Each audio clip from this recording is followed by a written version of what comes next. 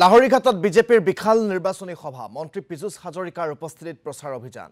শতাধিক সংখ্যালঘু লোকৰ যোগদান বিজেপিত সভাত উপস্থিত অসম বিধানসভাৰ অধ্যক্ষ নুমল মমিন অসম বিধানসভাৰ উপাধ্যক্ষগৰাকীয়ে আজি নিৰ্বাচনী প্ৰচাৰ চলাইছে কেইবাগৰাকীও বিধায়ক দলীয় নেতাও উপস্থিত আছে এই সভাত আপোনালোকক দেখুৱাইছো এয়া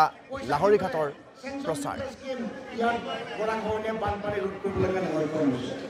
ডক্টৰ হেমন্ত বিশ্ব শৰ্মা ডাঙৰীয়াৰ নেতৃত্বত এই কামবিলাক আগবাঢ়িছে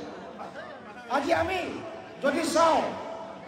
ভাৰতীয় জনতা পাৰ্টি নৰেন্দ্ৰ মোদী ডাঙৰীয়াৰ নেতৃত্বত আমি সবকা সাথ সবকা বিকাশ সবকা বিশ্বাস আৰু সবকা প্ৰয়াস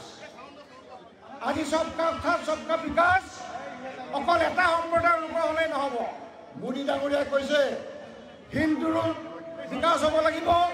মুছলমানৰো বিকাশ হ'ব লাগিব খ্ৰীষ্টিয়ানৰো বিকাশ হ'ব লাগিব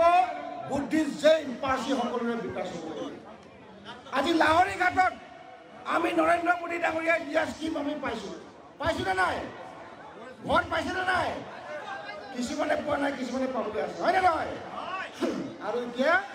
আমি লাখ কোটি দি ফৰ্ম বিলাই আছো ইলেকশ্যনৰ আগে আগে ফৰ্ম ল'ম সুৰেশ বৰা ডাঙৰীয়া যেতিয়া জিকিব নৰেন্দ্ৰ মোদী যেতিয়া নগাঁৱৰ পৰা জিকিব লাখ কোটি দি সকলোকে আমি ফৰ্ম দিম আৰু চেংচন দিম সকলোৱে এই সুবিধাবিলাক পাব